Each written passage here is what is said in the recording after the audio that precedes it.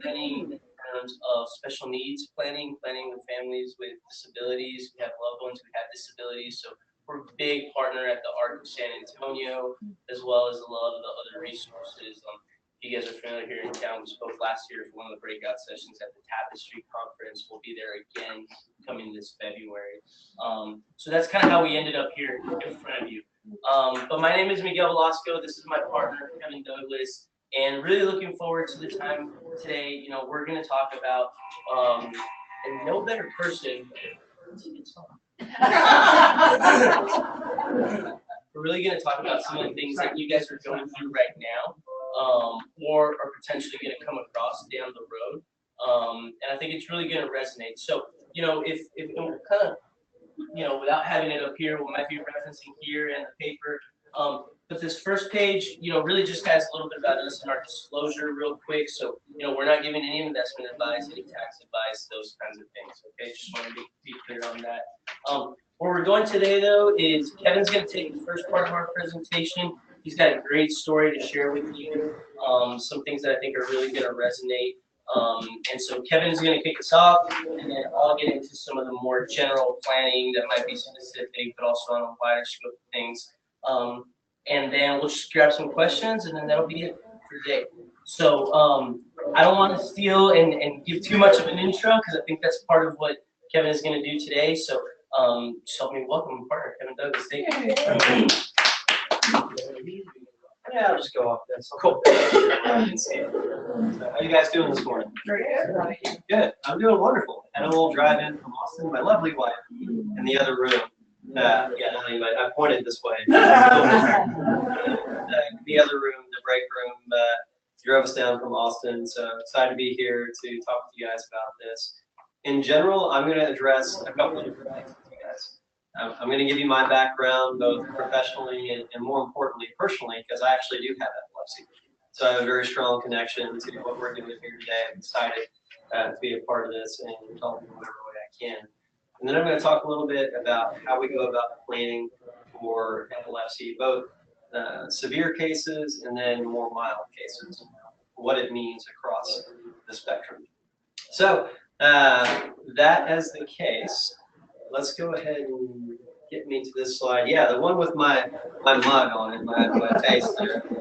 So my personal background, I grew up in Austin, Texas. I've been there since 1991. I went to middle school there, high school there.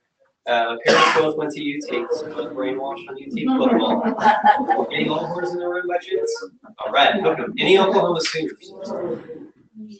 Perfect. So, feel like I have to leave.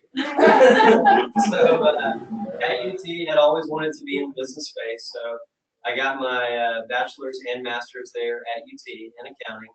Got a CPA license right out of school. Decided very quickly what the heck was I thinking in terms of public accounting. Moved out of public accounting very quickly. Went and did a startup company with some friends. Amazing experience. Wouldn't trade that for the world. Ended up selling the technology. Yeah. So this is back in the startup days when everybody had a website and everybody had a startup, 90s, early 2000s.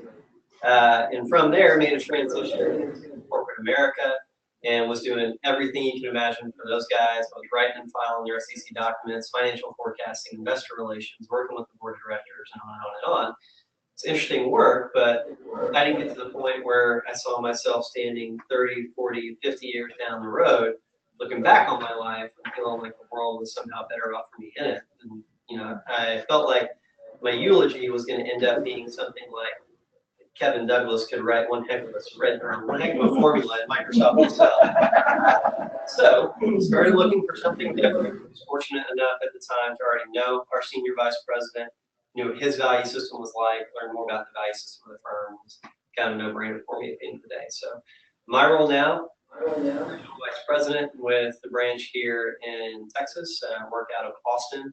Miguel is a great partner of mine. We do a lot of good work together. And a big focus for us is giving back in the way of special needs. So professionally, that's me. Personally, my story. So as I mentioned, I do have it, and I have lived with it for about 20 years. Was first diagnosed at age 18 and funnily enough, was at Bonfire, Texas A&M Bonfire, and I had my first seizure. It was when I had just started into college. One of the triggers for me is drinking, and I had my first drinks, and that's when I had a seizure. So over the years, I have experienced different sorts of struggles, both personally, emotionally, physically, and that has shaped me in a lot of positive ways, I would say. It's made me somebody who can overcome a lot of things that I've had to go through a lot. So I'm fortunate, actually, that, for the most part, my epilepsy is fairly well controlled. My official diagnosis is tonic-clonic seizures in the left temporal lobe of the brain with secondary generalization to the rest of the brain. But because of the medication that I'm on, it stays fairly well controlled, and maybe once a year I have a seizure. The drawback is they are fairly severe when I do have them. And most recently, I mentioned my wife drove us down here today. That's not because she didn't have anything better to do on a Saturday. That's because I'm not allowed to do driving, at least not for this next several months, because the last drive I had was on Capitol Texas Highway in Austin, Texas, back in November, and I had a seizure while driving. So that's right. Epilepsy in and of itself, depending on the type you have, it's not necessarily the thing that's going to hurt you or maim you or kill you. What are you doing at the time that you have a seizure, right? So I was driving highway speeds, and I'm not sure if you guys have ever driven on Capitol Texas Highway, what you know about it. Okay. So lots of cliffs, rocks, lots of deep ravines, lots of creeks you can drive into, lots of big trees. I was being looked after that day, I think, because I found one of the only places that had some small trees, and it's like they were like highway cones basically that were successively larger. So knocked over one tree, slowed down a little bit, knocked over the next one, slowed down a little bit, and actually drove up the final tree and came back down. So they totaled my car, not because necessarily there were a bunch of dents in it, so much as literally there was a tree they could not get out of the car. So in any case, it really draws things into perspective when things like that happen to you in your life. And for me, it's less about, man, am I having a struggle day to day? And I really do feel blessed. My neurologist has a patient who he has told me every time a storm front blows into town, he has a seizure. The change in the think about how often it rains, right? Every time there's a big change in barometric pressure, that's when she has a seizure. So in the grand pantheon of the different types of epilepsy you can have, I feel really, really blessed, even having had a horrible accident like that. So where you fall on that spectrum, it really dictates the types of things that Miguel and I are going to focus on in terms of the way we plan financially for people. Because for somebody like me, it's not so much do I have caretakers in place. I have people that if something happened to them, is my life, going to be basically altered in the sense that I'm not going to be able to take care of myself. There are issues. There are plans for that. For me, it's more about my 14-month-old son and my wife. Right? Something like that happens. Last thing I want to happen is my son growing up in such a way without a father, or my wife having to live that life without me. The heck, I'm going to let those types of things happen.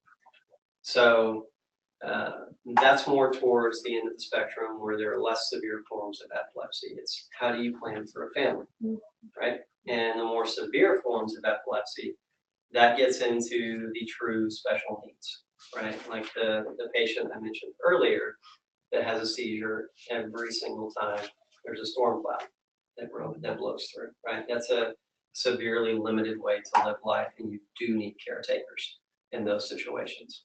So today we're going to talk about both ends of the spectrum, which shows up on that slide titled My Story. Also got a beautiful picture of my wife and my little guy and myself on there as well. Those are recent pictures. We took those in December. So those are awesome. They show up on Facebook right now. Yeah, find me on Facebook. But I'm going to speak to how do you prepare for having a family as somebody with epilepsy? What does that transition from teenage life to adulthood look like? And then Miguel is going to speak to how do we plan for the more severe forms of epilepsy. So for me, if you see on that next page, at the end of the day, Miguel and I, we're financial planners, right? So our job is to help people figure out what their goals are, and then to essentially create a map of their life, what things look like today, and then how do we get to your goals, okay? So what you see on that page, family planning for epilepsy, is what a typical life might look like. And these are just random numbers that we plugged in on the page. So you've got John and Jane Smith there, John on your left, Jane on her right. And incidentally, for anyone who's wondering, we don't get to choose. Our software puts a skirt on the woman. We're not like chauvinistic. I'm not saying you have to wear a skirt. It's a good clarification. Yeah. Yes. Thank you. So that's the married couple, and in this case, they have a daughter, who I guess we can call Joan Smith. And if you're looking up and down the page, on the top side there's defense, right? What kinds of things are you putting in place in case something happens to you? On the left side and the right side, those are assets. How are you planning for your future? And then what you see on the bottom, some college savings. How are we planning to make sure that Joan, in this case, can go to school? So imagine me being on the left there, right? Somebody who's grown up with epilepsy. What are the challenges that I'm going to be facing? So if you were to break up the way we talk about financial needs, we break it up into sort of an offensive perspective and a defensive perspective. The offense is going to be what people always traditionally think about, and this is not Miguel and I, when you say investments and financial advising and financial planning, it's those guys scurrying around on the stock exchange floor, like tickets up in the air, buy, sell. That's not what we do. But that's the offensive side of the spectrum, right? How are we building assets for retirement? What kinds of accounts are we using? Do we have the right allocations in place for all of our assets? Are we using our company's 401k? Are we using our IRAs in the right way? Do we have the right amount in checking and savings? So on and so forth. But the real important thing for your kids as they begin to transition to adulthood, it's how soon can you get defense in place? Because before I moved into the financial planning sphere, right, when I was still in corporate America, wasn't yet married, was a bachelor at the time, living in my 20s. The last thing I was thinking about at that point in time was planning for the future. And as a result, when I did get married and I finally did say, holy crap, I've got somebody to plan for, I want to take care of that person if something happens to me. Thank you. A lot of this became, bless you. Thank you. You okay? That must be allergy season. Hopefully it's not allergic to me. I probably brought some of the cedar with me. In any case, a lot of this became less feasible for me just because of the diagnosis I had, but more importantly, how old I was at the time. So the defense that you want to have in place, it's based on the idea of, okay, epilepsy in and of itself isn't going to be typically the thing that I pass away from. It's what I'm doing at the time. So a lot of it's going to be centered around what happens if I'm severely injured in some way, shape, or form, to where I can no longer do the things I need to do to take care of my family. Specifically, being able to work, right? Being able to bring in a consistent income. So a lot of the defense you want to make sure you have in place surrounds that idea of what if some severe event happens to me.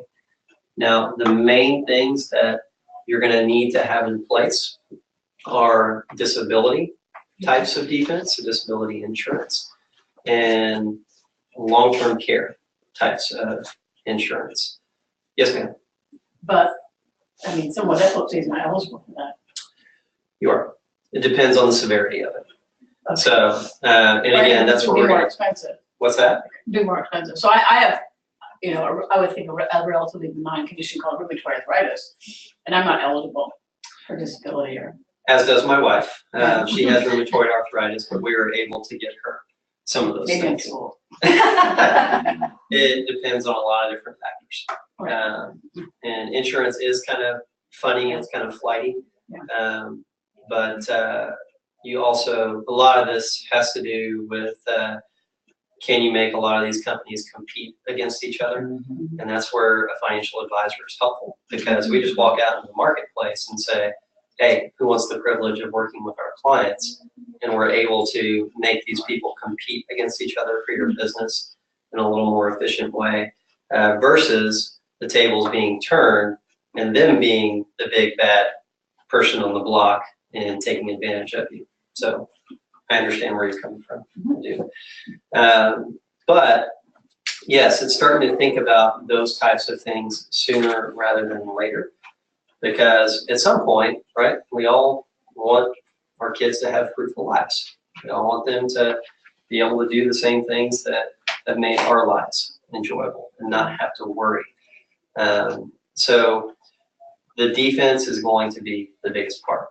Thinking about disability, thinking about long-term care types of situations. And certainly if the worst happens, having some life insurance in place. Now, this isn't all that different. What you're looking at, this map, isn't all that different from how we would plan for just a normal person's life. It's just that the focus, and it's hard to tell because this is just one page and it's hard to communicate how we would do things on one page. It's just that the focus is going to be a little bit more heavy on the defensive end of the spectrum. Okay. So that's planning for people with less severe forms of epilepsy. We're going to have a big question and answer period at the end, so I'm more than happy to field all of your questions at that point in time. But at this point, I'm going to hand it off to Miguel, and he's going to talk about planning for those more severe cases of epilepsy and how that works. Awesome. Thank you.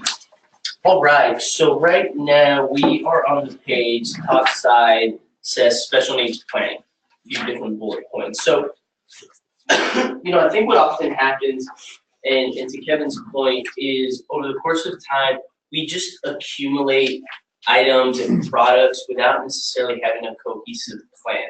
And so for anyone that we visit with, we want to make sure that everything that they have, whether it be my company's 401k, and then my father-in-law told me I should start a Roth IRA, so I went and I did that. And then I bought a house, got married, had kids, so I bought some term insurance. And so just over time, we end up accumulating product without making sure that those things are complementing each other from a tax perspective, from a planning perspective.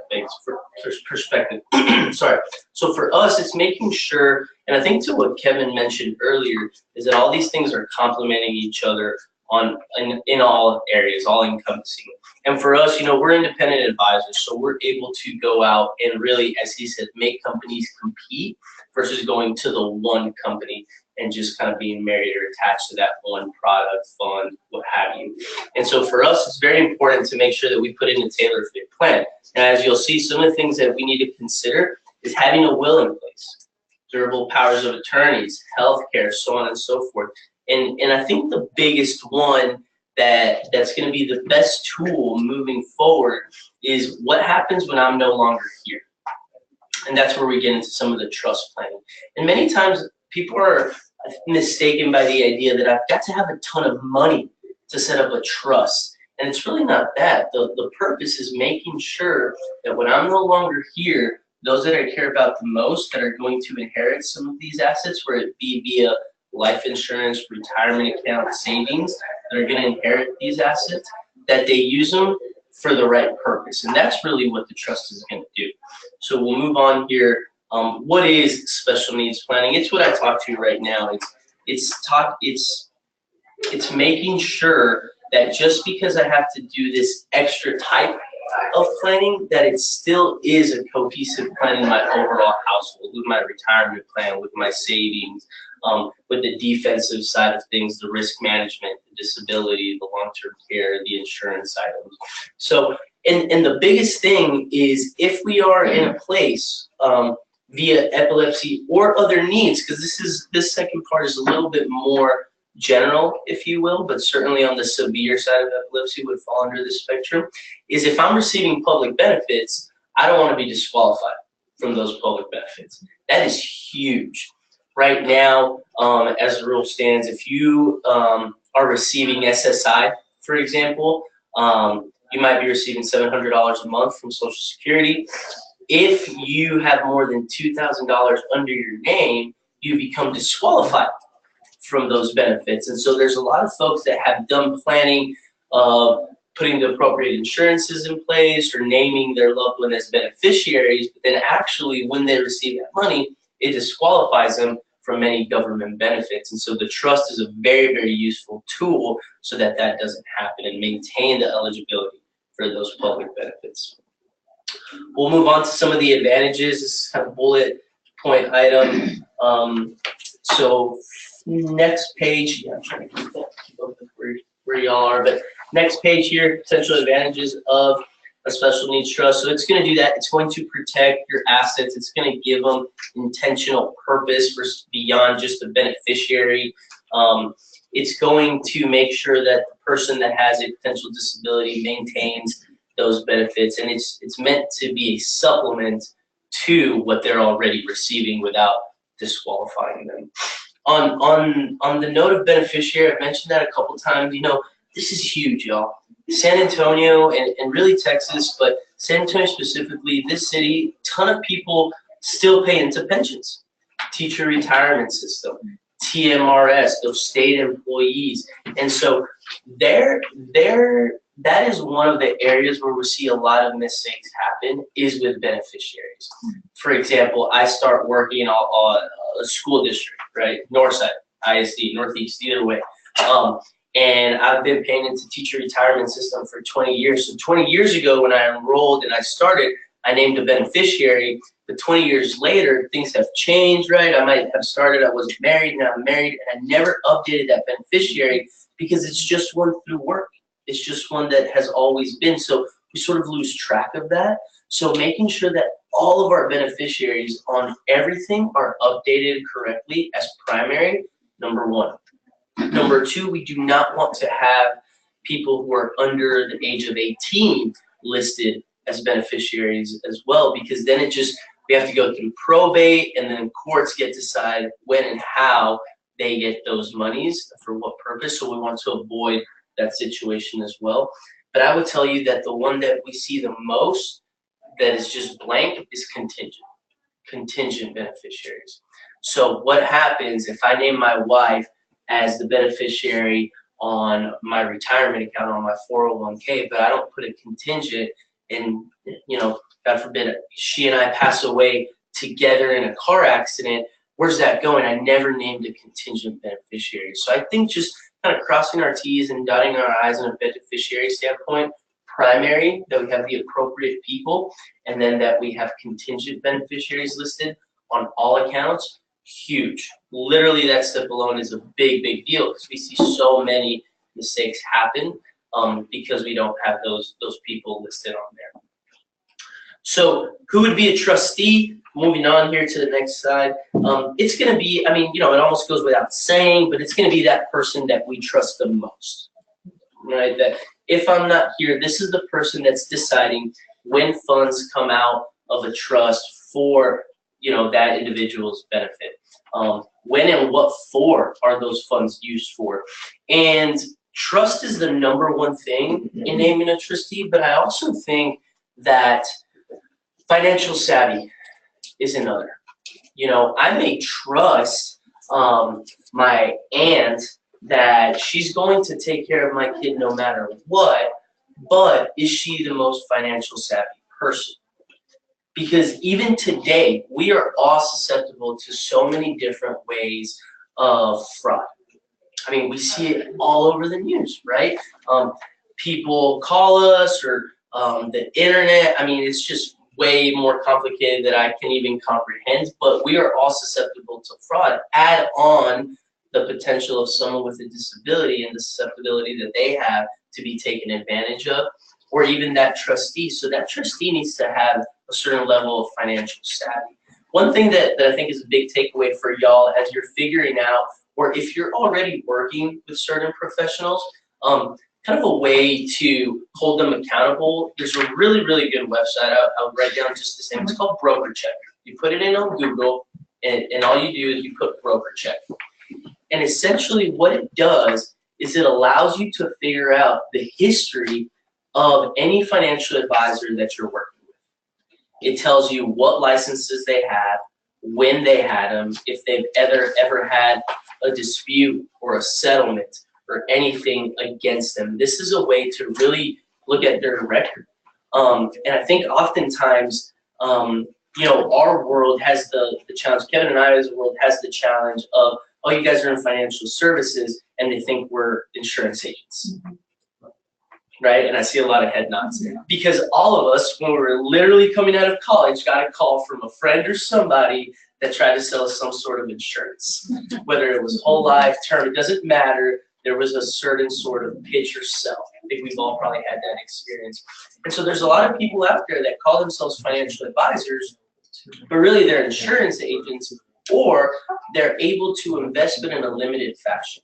So when you go on Broker Check, you're really able to see these people's licenses. What you want to make sure that they have is a Series 7 license and a Series 66 license. I know it's a few numbers out there, but these are ways to kind of figure out who am I working with and the credibility of that individual.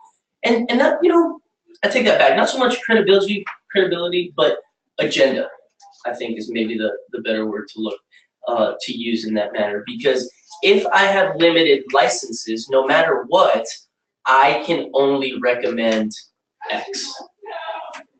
Right? Regardless of what it is, company, it doesn't matter. If I'm limited, I can only recommend up to a certain point. But if I'm fully licensed and I can do it all, then I can actually put together a tailor-fit plan for you. As Kevin mentioned, we can make companies compete for our clients. So that's just a way and kind of a takeaway for y'all as you're figuring out who am I working with on a financial side, but as well as training trustees. Right? That's something that you should mention to the trustee, because really they're going to be the person that's going to be making some pretty impactful decisions when we're no longer there.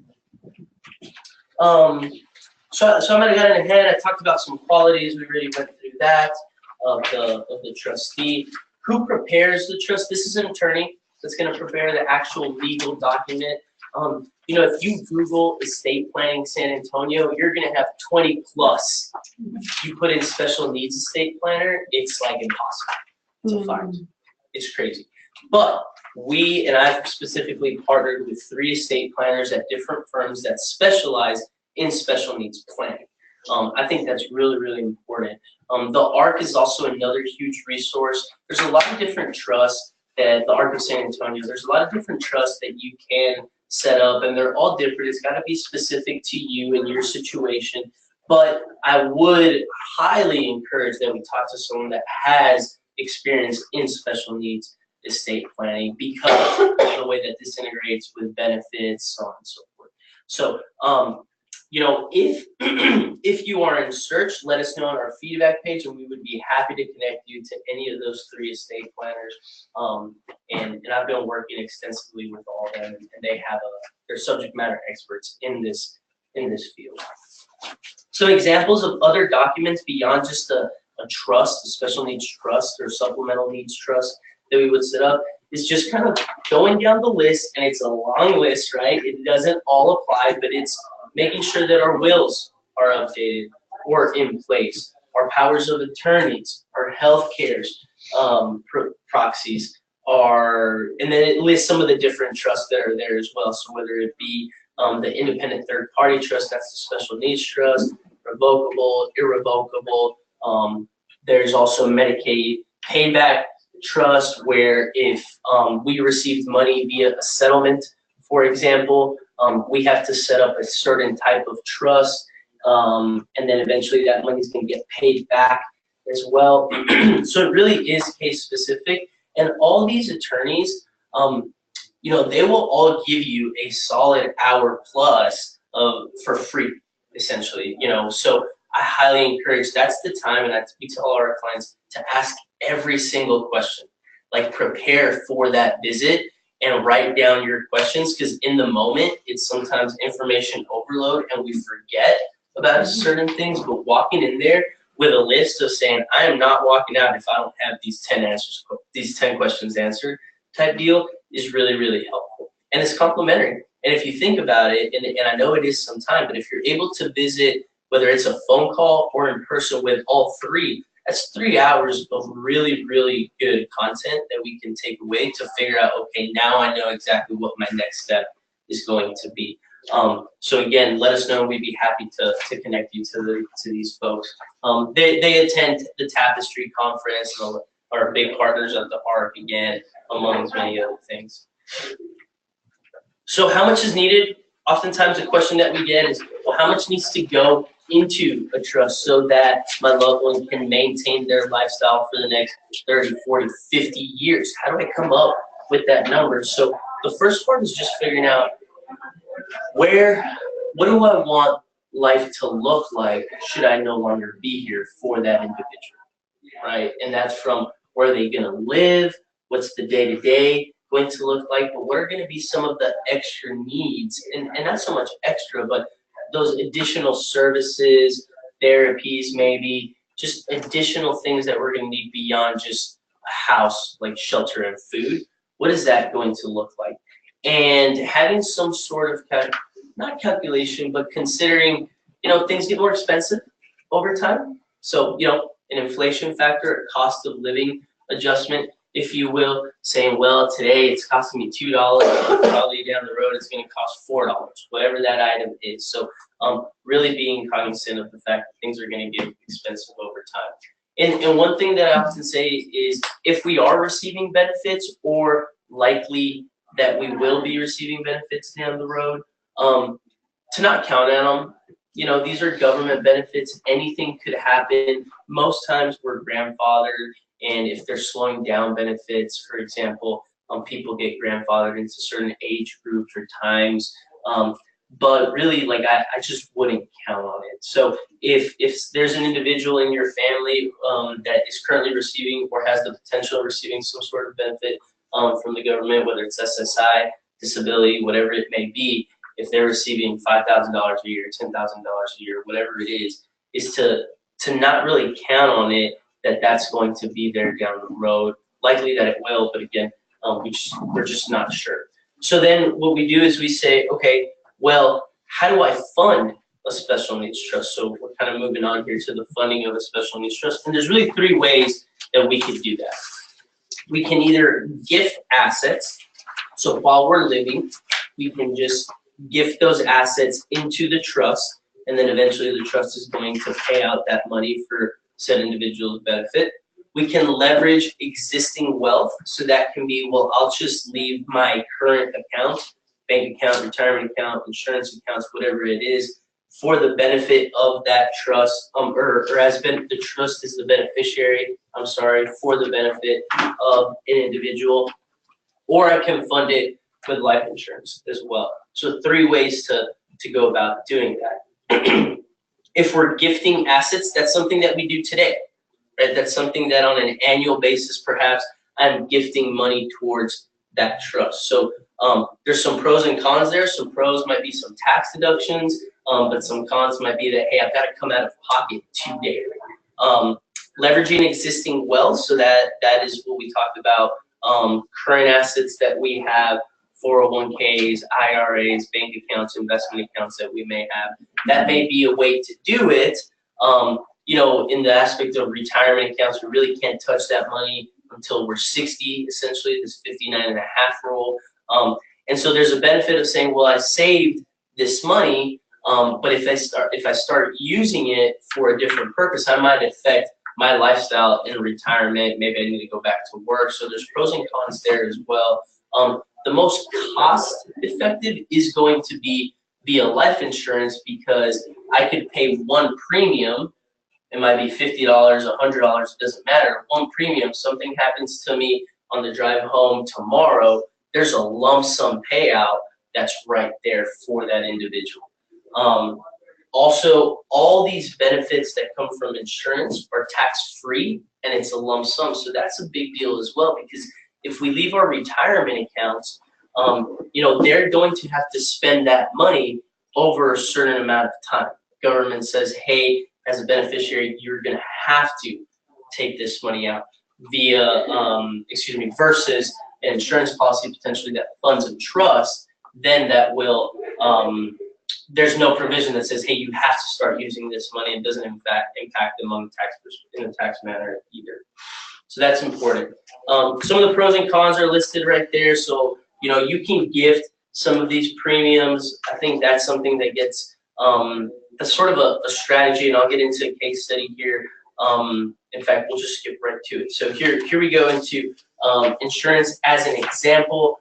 So in this example, and these are just generic numbers, don't take these for face value, but the example is Mary has a son. Her son is Ethan, who has some sort of disability, and what she's trying to do is make sure that she puts a policy in place that's there forever, that eventually will fund a trust for Ethan's benefit. So what she actually did is she made the trust the owner of the policy.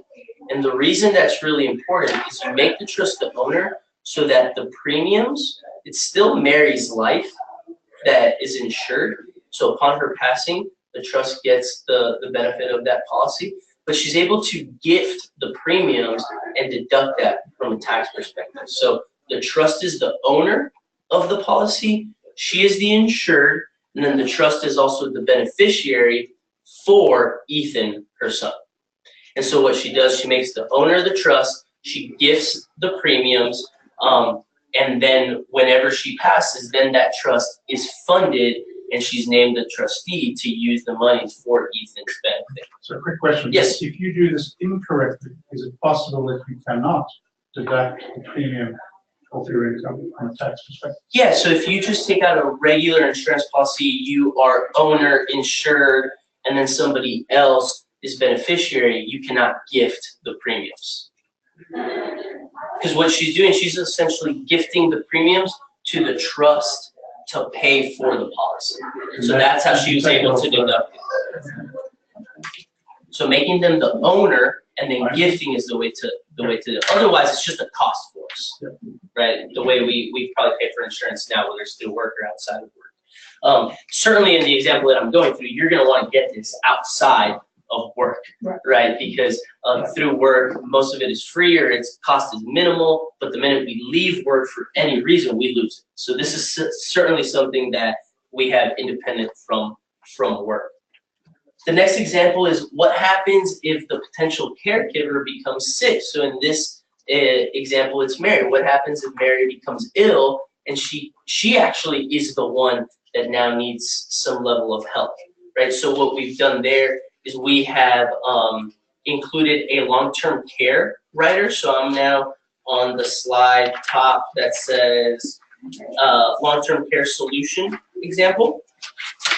So mechanically, everything is the same. Premiums are still gifted to the trust. The trust is the owner. The beneficiary is the same trust. It's insured on Mary. However, what we put here is a long-term care rider. And that's because really we've just seen a lot of folks that have some sort of long-term care need. It may be for 6 months, it might be for 2 years, but right now the stat is 66% of people are going to have a long-term care event.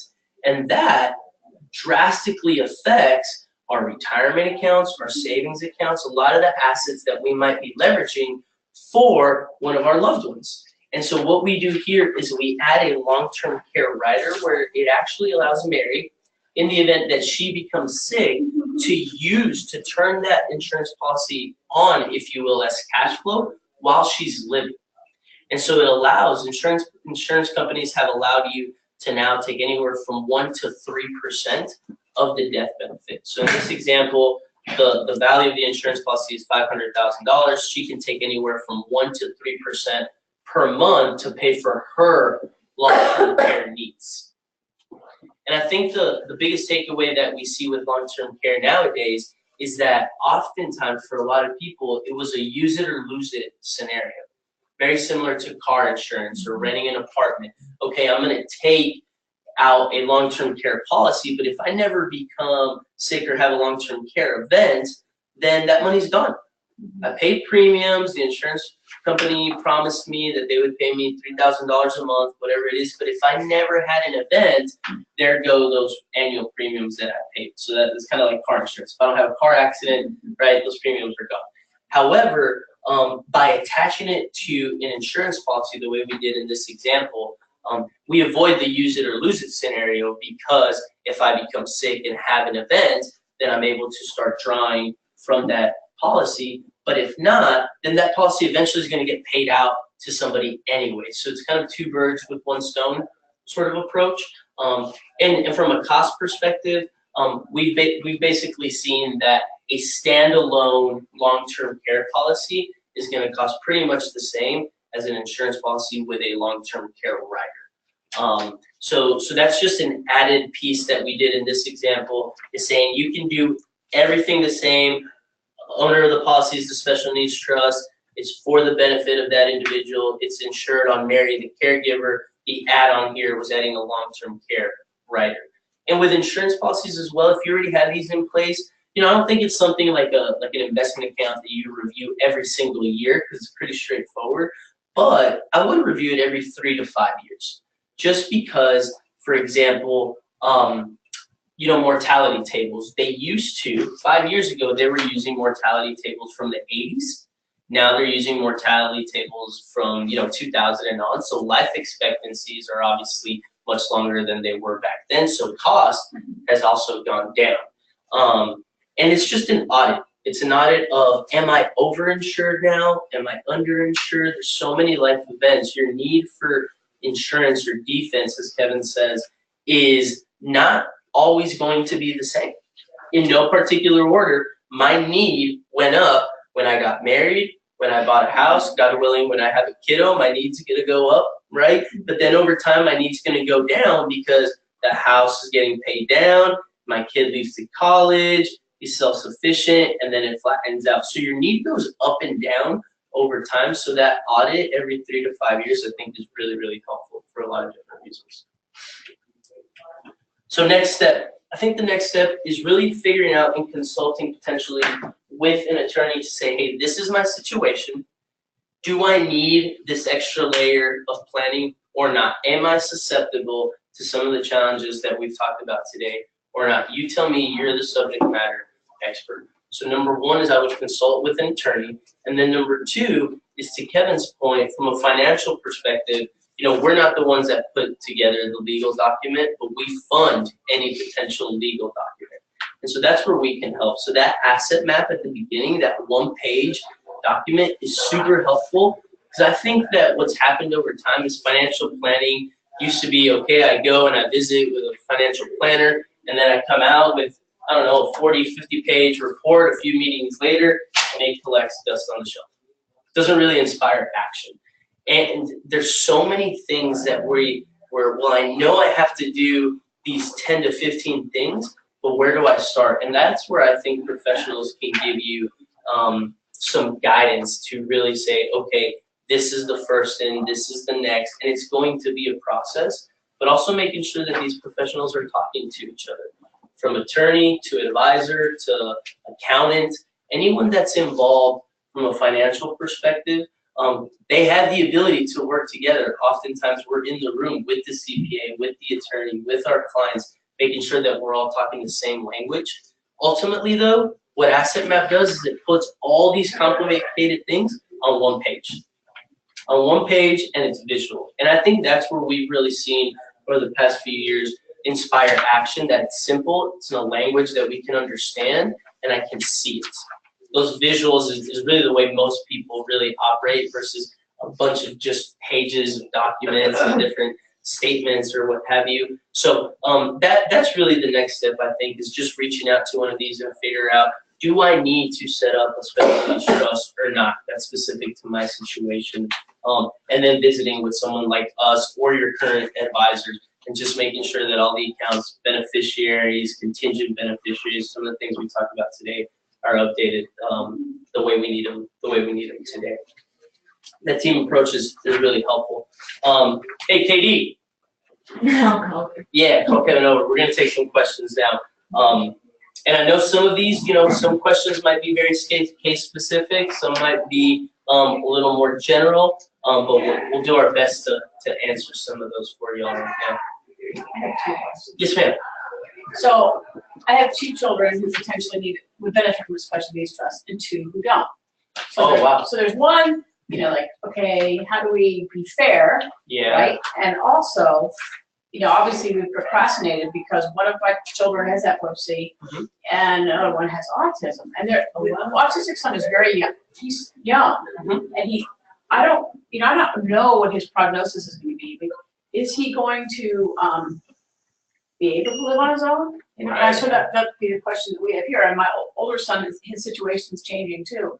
So that's one of our reasons for procrastinating is not yeah, it's probably true for all of us. We don't know.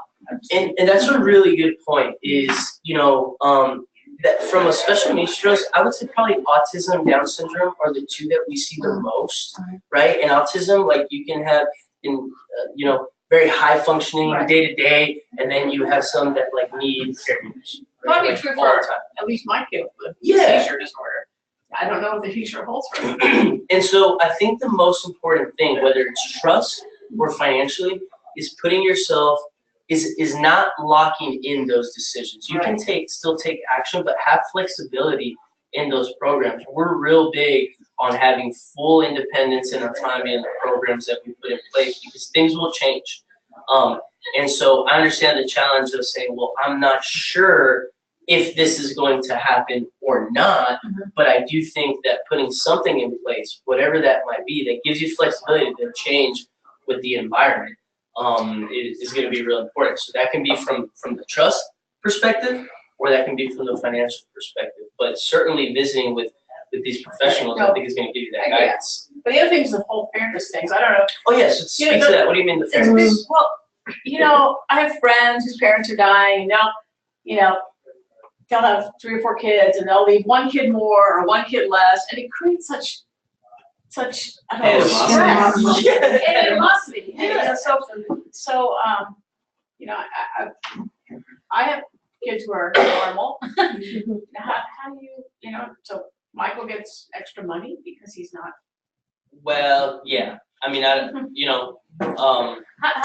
sure there's people who can help deal with that. Maybe it's hurt feelings are going to happen no matter what, right? Yeah, potentially. I mean, I think also, with your kids that have epilepsy and autism, their need is going to be different than some of the others. Oh, I know.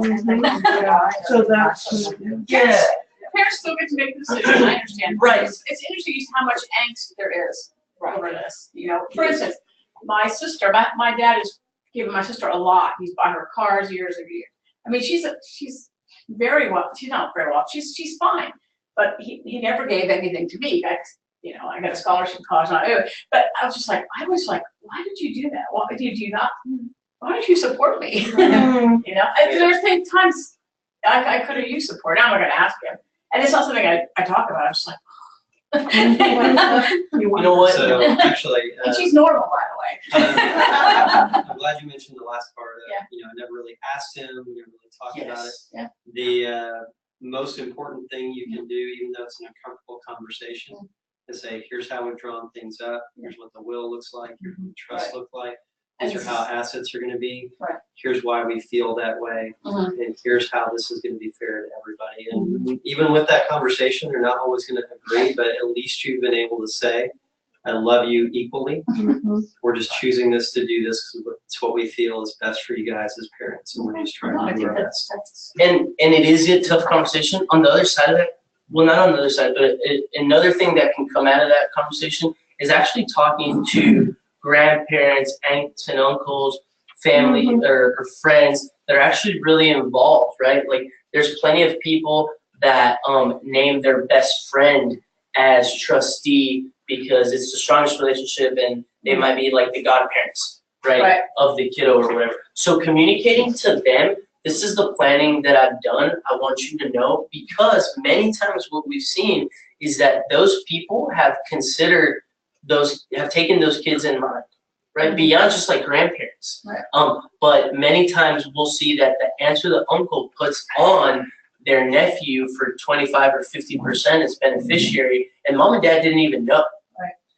And the reason that's so important is because we go back to potentially being disqualified from benefits. If we have a loved one, anyone that's in that circle that, and it's not being assumptive, it's just saying, it's being more defensive and saying, hey, listen, this is my situation.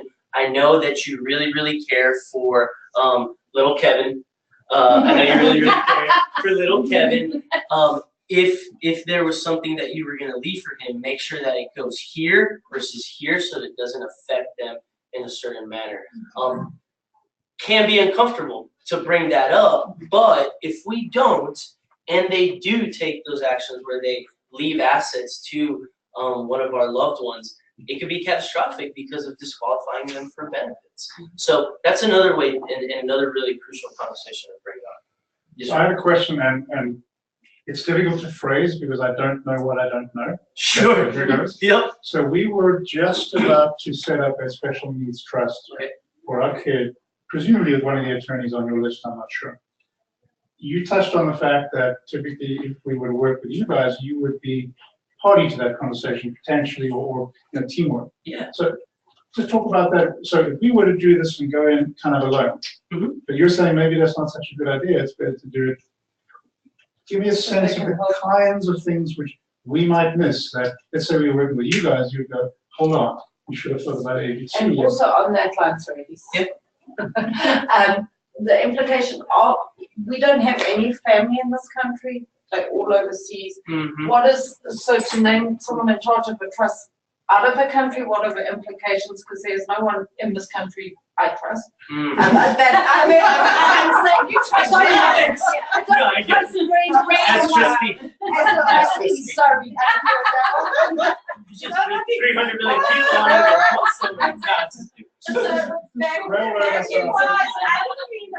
So I'll address the latter, right? If I have to name a trustee, who do I name if they happen to be outside of? It's okay. I want to have some fun.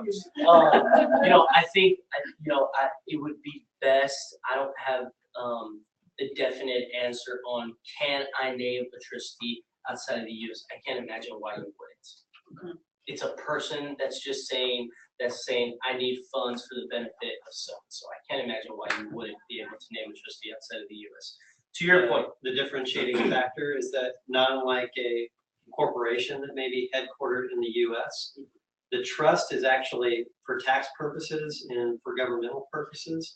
It's a separate entity. That's the individual that more or less, if you want to think of it being a U.S. citizen, it's so that would be domiciled here. It would be domiciled here.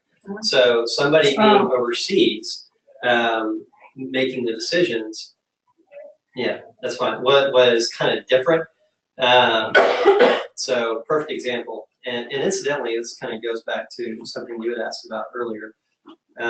People hear about diversification in your investments all the time. What you don't hear is diversification of the people involved in your estate plan. So example, my sister and my brother-in-law are guardian of my son. Right, if something happens to both my wife and I, he will be staying with them. All of our life insurance and assets are flowing into a trust. That trust is managed by my father. So there's this separation. Like my dad has to be the one to say, when my sister, not that I don't trust my sister, I love her, she would do everything in his best interest, but Miguel and I have seen it time and time again. Not unlike power, large amounts of money can corrupt. So This is like having a that, checks and balances. That's a great idea. so separate your guardian from your trustee. Is something I would recommend. Great example. To your point, I think it's more so what can be missed, potentially planning opportunities, right? So you might be visiting with someone independently that's saying you set up this trust, but in our case study today, we discovered, and I bet it's new for a lot of people, oh, you actually have the ability to gift premiums into the trust. That's a perfect example of how the team approach can benefit everyone from a So the attorney might miss that, whereas. Yeah, because we're all, we're subject matter experts in our subject matter. But I think when we're in the room planning together, it also breeds brainstorming opportunities for y'all's benefit, right? So does that mean that everyone, because that can be tough as well, that everyone needs to be in every meeting? Not necessarily, but opening the door or encouraging those professionals, hey, I want you to talk to my financial planner. Well, what do you want me to talk about? I don't know. You guys are the experts, right? Like he's going to tell you, my financial planner is going to tell you everything that we've done from an investment standpoint. You're going to tell them what we're intending to do. And just by having that conversation, it's going to open the door for some of those opportunities. I just think for us, we want to have that collaboration and try to be the person that can quarterback that and coordinate that for you versus you, because the challenge is if you go visit with a professional, tax, CPA, a financial planner, an attorney, now you have to take complicated terms that they've sort of brought down to a language that we can all understand and communicate those to this professional, and things just get lost in translation. They just do, right? And we're just busy, so I just think when it comes to this level of planning, ultra critical to try and have that team approach. And if nothing else, there's nothing in it for us from the perspective of the execution of a trust document. It's not like we're getting a commission or anything like that when the attorney does it. We can give you impartial, factual advice that you can then take and make the decision. Come in real quick, where would the bias be? So how do you guys get paid? Great question. So inside of this business, there are three basic ways. The first is going to be fee-based financial planning. So that's the idea of, okay, we're sitting down and our hourly rate is X. This took us 10 hours to do.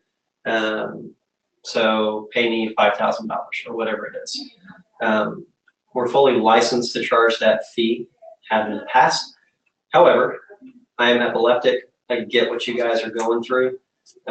In this scenario, for you guys and for people part of this organization, something we have planned to do is to waive that fee associated with creating these plans, creating that financial advice, because what you guys are going through is near and dear to my heart. That's the first way. Second way is going to be strategy-based, solution-based. So an example would be and this is the easiest to explain, on, say, a life insurance policy. If we make that recommendation and you end up going through with it, then whether you end up going with Prudential, or you go with Pacific Life, or you go with John Hancock, or any of these people that we have relationships with, whether you picked up the phone and called the service center for Prudential in Denver, Colorado, and say, give me policy XYZ, or you get that policy through us, nothing changes about the monthly cost. It's just that sliver of the monthly premium that Prudential had already baked in to go towards compensating the agent who recommended it goes to us instead of that person on the phone. And there are similar arrangements from a strategy perspective on the investment side, several different ways, but that's the second way. And the third way, the best way that people can compensate us, I don't know that we've mentioned it, but AXA is actually the 30th largest company in the entire world. We just don't do much advertising here in the US, but same size as Apple or as Amazon. You're never going to see our faces on a billboard driving up 35. I don't know, maybe Miguel's not like Yeah, not just kidding. Yeah. So the best way when we've proven ourselves to people They see value in what we do. It's handshakes to people that you know and appreciate. For you guys, you don't have to worry about the first piece. It would just be the second piece, which is more a long-term proposition. And so you kind of touched on this, but do you have offices in Houston? If some of our people on the webinar would like to know. We have, again, as the 30th largest company, we're like hiding. It's like, you know, when you walk around, you know, there's like dirt and roots and stuff under there. You just never see it. Dirt and roots. Nice. I don't know if that's like, yeah, I just compare this to dirt. Yeah, maybe not. You're killing it. So, Honest. Yes. I think I was starting down the path of we're in every major city. Yeah. Here in Texas, yes, Houston, Dallas, Fort Worth, Austin, San Antonio, and then lots of satellite offices in smaller cities around that. So if there's a need, let us know. We'll connect individuals. I know we're on the broadcast as well. Okay, So, yeah. thank you. Yes, ma'am. You said earlier that you don't need a lot of money to set up a trust. Can you elaborate on that a little bit more? I think so what I meant is that there's this perception that I need to set up a trust because I have a lot of money, right? I've got a lot of assets and wealth, and that's not the case. I need to set up a trust because I have a loved one and I want to make sure that money gets used for a certain purpose when I'm no longer here. Yeah. I just think that, you know, in society we've kind of understood the word trust as like, you know, trust baby sort of thing, and a ton of assets and that sort of thing. Yeah, exactly. And that's what I meant, is that we don't have to have a ton of wealth today to set up a trust. The need can be there if we have or don't have that. So that's what I meant. In terms of cost of setting these up, you know, all these attorneys are going to be transparent in cost, but there's also different types of trust. And so based on that, that's going to determine cost as well, right? What sort of trust and the complexity of that document is going to dictate cost as well. But in those consultations, that's also the time to ask, hey, this is great info. If I decide to do it with you, Mr. Attorney, what's that going to cost me? Like, tell me. So that's what I meant by that, is yeah.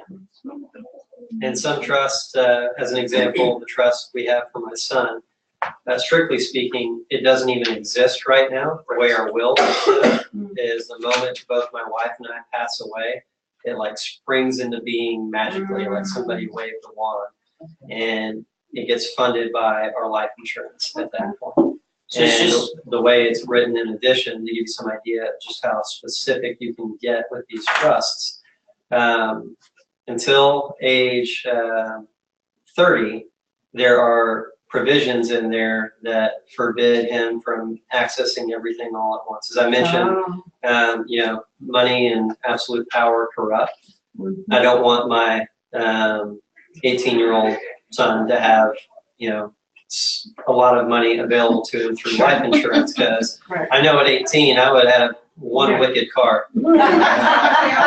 So in those circumstances, you know, beyond a certain age, he can access it all. And in the meantime, if he's working after college, he's got a full-time job, he can access a specific amount every month. And prior to that, as a minor, it can be accessed for, it's called HEMS in the tax code, HEMS, health, education, maintenance, and support. So if he has health expenses, great, it can come out of the trust. Education, saving for college, or whatever the case may be, great, it can come out of the trust. Maintenance, wants to go to the movies or whatever the case may be, support paying the rent. That's where it's at. You'll see that in a lot of different trusts. But to drive home the point, it's just to illustrate Miguel's point that there are all different kinds of trusts out there, and you can do all kinds of different things with them. Can you have more than one trust for one child? Yeah, absolutely. Only because her father's in Indiana, so. Yep, you sure can. Yep. And then on the trust, you know, you can then potentially name, like you might say, okay, this is a special needs trust for the benefit of a person with a disability. But if that person passes away, I want the remaining balance to go to another individual. You can do that as well. It doesn't have to be completely earmarked and spent down for that one person. So it's kind of like a beneficiary, right, on the trust and the remaining balances of these accounts. If something happens to that individual, what happens to that remaining balance? Well, that might get paid back to Medicaid if we set that up a certain way, or it might go and get spread among grandchildren or other kids of ours, what have you. So there's still ability to do that as well. All right, y'all. Any other questions? Is that helpful? Is that helpful? Awesome. Well, thank you so much. More helpful. So, you definitely compared us to Dirk and Roots, so I'm not sure. No, honestly, thank you, Kevin, for coming down. I've known Kevin for 7 years. You know, we're housed under AXA. They're really our broker-dealer, but we have full independence and autonomy in our business, which is really important. Again, go to that broker check. I think that's a big takeaway for anyone that you're working with financially. But big round of applause for Kevin for coming down and spending the time. Thank you to Dr. Naomi Meyer, who helped coordinate this, as well as Sophia. We had her running around this morning. And thank you guys for taking the time. Give us some feedback. Let us know what we did well. Let us know what we can improve on. And if there's anything that we can do to help beyond just this, please let us know. But thank you very much for the time. We appreciate it. I will. Yeah, thank your wife. I will. She's in the back. I keep looking back. I can't see through the wall. Okay. So everyone has one of these, and it should be the usual survey. Usual survey. Yeah. The usual 10 surveys. You guys have a Yeah, I'll recycling leave thing? these outside. No, we don't, but if you put it in there, I'll pull it out. Don't worry about that. That's just twins that Yeah. are. Yes, there's restrooms. If you Oh, turn well, around it the is on the corner. back, actually. Oh, it's on the back? I did Okay. put it in the slide. You're right. I did put it on there. Yeah. All our contact. We'll just leave this up for. Yeah. Okay.